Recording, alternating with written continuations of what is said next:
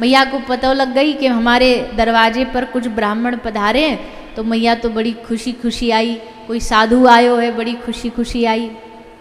घर में कोई साधु आ जाए ना बाहर भिक्षा मांगने के लिए, तो नाक मुंह नहीं चढ़ाना चाहिए। कई बार ऐसा होता है, हमारे ब्रज में तो बहुत साधु हर रोज माधुकरी मांगते हैं।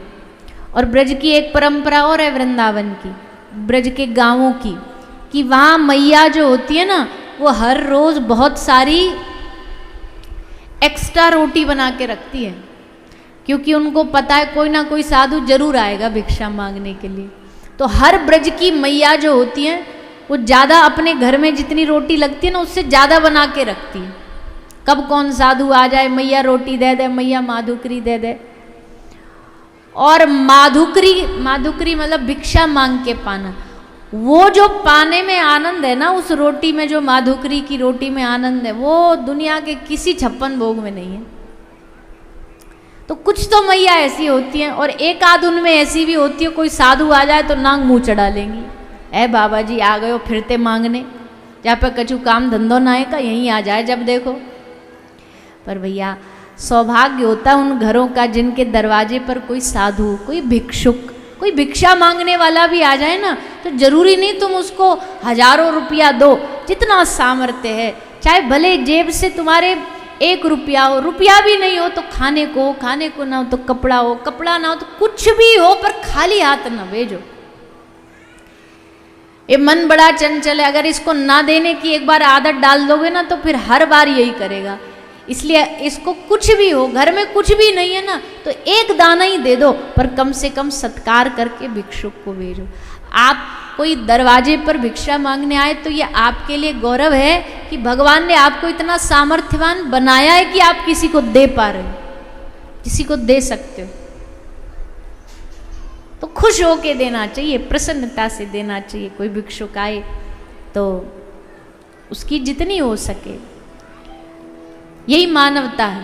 हमने एक कथा, एक दृष्टांत कहीं पढ़ा था, बोले एक भिखारी जा रहा था किसी के घर के सामने से, उसको बड़ी जोर की प्यास लगी थी। तो प्यास लगी तो उसने दरवाजे पे आके कहा, भैया बड़ी जोर की प्यास लगी है, कोई पानी पिला दो। तो जैसे उसने कहा पानी पिला दो, भीतर घर का मालिक अकेला था, कोई घर में स्त्री नहीं, नौकर चाकर नहीं, अकेला था। उसको लगा उठ के जाना पड़ेगा, फिर मेहनत करो, गिलास लाओ, पानी दो, फिर दो। बोलता घर पे कोई नहीं है बाबा, बाद में आना, अभी घर पर कोई इंसान नहीं है, बाद में आना। तो उस भिखारी ने फिर 2 मिनट बाद रुक के फिर कहा, भैया बड़ी जोर की प्यास लगी है, पानी पिला दो। तो भीतर से फिर उसकी आवाज आई, घर पे कोई आदमी नहीं है, बोल दिया ना आपको, बाद में आना। 5 मिनट बाद फिर उसने कहा, भैया बहुत प्यास लगी है, रहा नहीं जा रहा, थोड़ा जल पिला दो। बड़ी तेजी में बोला, कितनी बार बोलूं तुमको, जब कह दिया घर पे कोई आदमी नहीं है। तो भिखारी ने हंस करके कहा, कोई बात नहीं भैया, 2 मिनट के लिए तुम ही आदमी बन जाओ। जब से चिल्ला रहे हो घर पे कोई आदमी नहीं है, कोई आदमी नहीं है, 2 मिनट के लिए तू ही बन जाना आदमी, तू ही बन जाना इंसान। इंसानियत के नाते हम तो ये कहेंगे भैया इस संसार बहुत सुंदर बन जाता है जब कोई एक दूसरे की मदद करे। तो एक दूसरे की मदद करते, सब एक दूसरे का सहयोग करें तो ये दुनिया कितनी अच्छी बन जाए। पर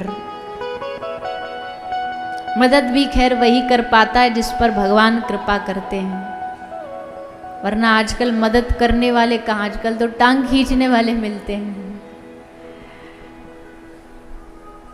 कोई शुभ कार्य करो, कथा कराओ, दान करो, तो हमको यहाँ की बात नहीं बोल रहे, पर एक ओवरऑल बोल रहे हैं।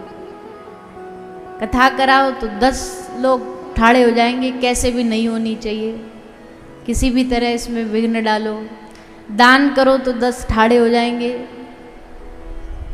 टांग खींचने वाले। वो तो कहते हैं कि हम तो डूबेंगे सनम, पर तुम्हें भी ले डूबेंगे, ना हम करेंगे बढ़िया ना तुम्हें करने देंगे बढ़िया।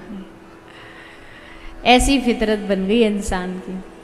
वो आपने कभी देखा होगा, वो डॉक्यूमेंट्री में तो दिखाते हैं ये डिस्कवरी नेशनल ज्योग्राफी वगैरह में, बड़े सारे लोग वो पानी के जहाज में जाते, एक प्रजाति होती है केकड़ा, अंग्रेजी में क्रैब बोलते हैं उसको, केकड़ा, तो उसको पकड़ने के लिए जाते हैं वो जहाज में बैठ के, पानी के जहाज में। तो फिर क्या करते हैं, वो एक बड़ा सारा जाल लेते हैं, उसको पानी में डालते हैं और सारे केकड़ों को इकट्ठा उस जाल में भर के लेके आते हैं, तो बाहर आते हैं।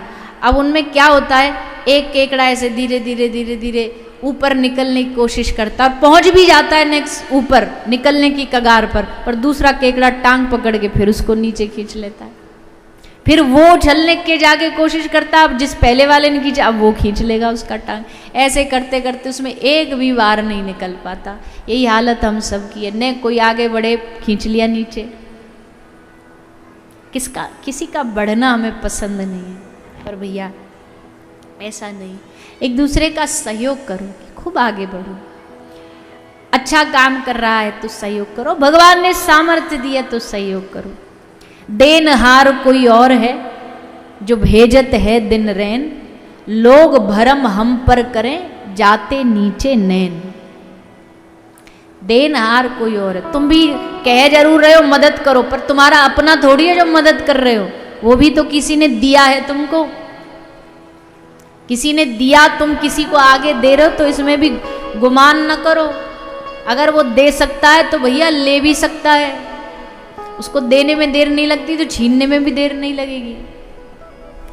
इसलिए भगवान ने सामर्थ्यशाली बनाया है, कोई द्वार से खाली ना जाए, कोई साधु ब्राह्मण भिक्षुक।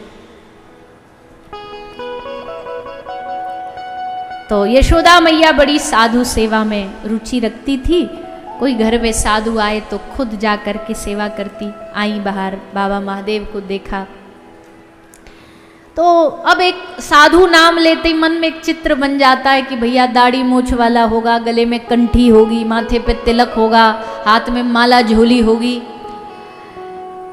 श्वेत वस्त्र भगवा वस्त्र पहना होगा। पर ये तो अजीब ही साधु था भैया, गले में माला की जगह सांप बिच्छू लटके थे, हाथ में माला की जगह त्रिशूल, वस्त्र के नाम पे बाघंबर, गले में मुंडों की माला और शरीर पर सबरे भस्म लगाए भई। मैया बोली तू कैसो बाबा है? बाबा बोले हम बड़े सिद्ध बाबा हैं, हिमालय ते आए, बड़ी सिद्धि प्राप्त करके आए हम। अच्छो बाबा चलो प्रणाम तुमको, पर अब आज्ञा करो, कैसे पधारे हो? मैया ने सोची बाबा ज्यादा से ज्यादा कहाँ मांगे गो, कहेगो मैया भूख लगी है भोजन पवा दो, जब मांगेगो के मैया कछु दान दक्षिणा दे दो, आटा दे दो, चावल दे दो, राशन दे दो, या कपड़ा लत्ता या सोना चांदी भी मांग ले तो मैया कहती हमारे घर कोई कमी थोड़ी, दे दूंगी सोना चांदी। पर बाबा ने तो भैया मैया के प्राण ही मांग लिए। प्राण कैसे मांग लिए? बाबा बोले मैया हम रोटी कपड़ा मकान लेने नहीं आए तेरे पास।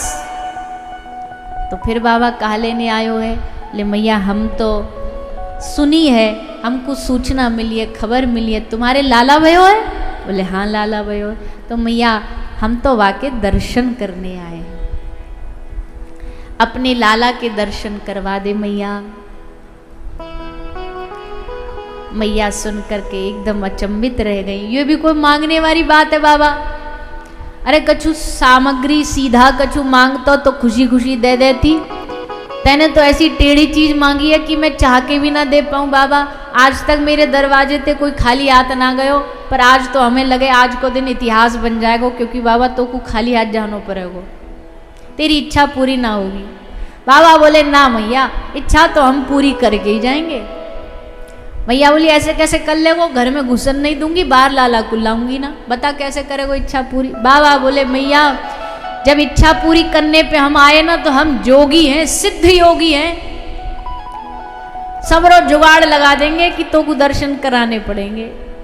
मैया बोली तू सिद्ध योगी है तो मैं भी या गांव की पक्की डोकरी हूं, तू अगर हटीलो है तो मैं भी हटीली हूं, मैं भी नहीं हटूंगी पीछे। अब तो महाराज दोनों एक दूसरे के सामने खड़े है गए, ठाड़े है गए। अब ये तो दोनों ठाड़े है गए, इनकी तो कोई दिक्कत नहीं, पर बीच में फंसा कौन?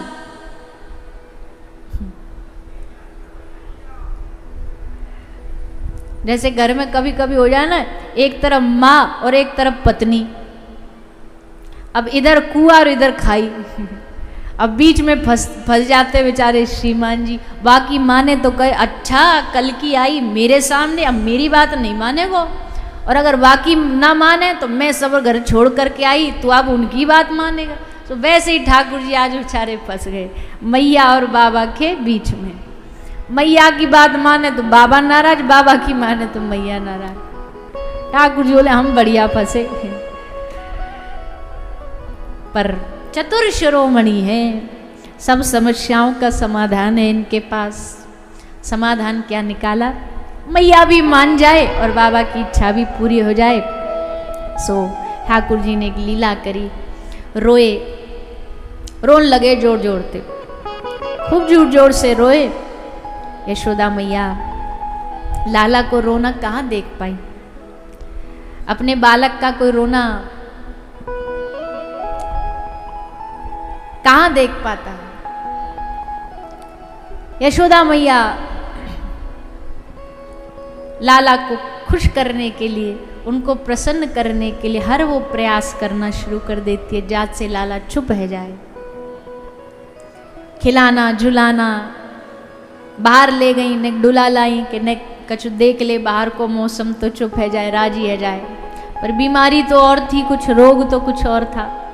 जब तक ना चुप हुए, जब तक मैया बाबा के दर्शन कराने नहीं ले गई, आखिरकार लाला चुप हो जाए ये सोच करके यशोदा मैया बाबा के सामने लेके आई लाला को, और श्रीलाल जी को दर्शन करायो, मुख दिखायो। बाबा ने जैसे मुख देखो तो बाबा एकदम शांत हो गए, चुप हो गए, लाला चुप हो गए। जैसे लाला चुप हुए मैया बड़ी प्रसन्न हुई। अरे बाबा मोकू कहा पतो ही, तू इतना सिद्ध बाबा, मैं तो पहले ले आती।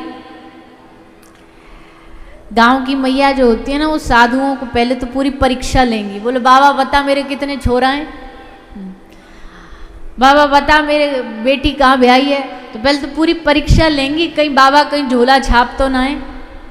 फिर परीक्षा लेके जब एकदम मन में बैठ जाएंगे, फिर तो बारा फिर लुटा देंगी सब, बाबा पधारो पधारो। तो मैया भी ने देखी कि बाबा तो बड़ो सिद्ध बाबा है, लाला को चुप करा दियो, बड़ी प्रसन्न हुई मैया।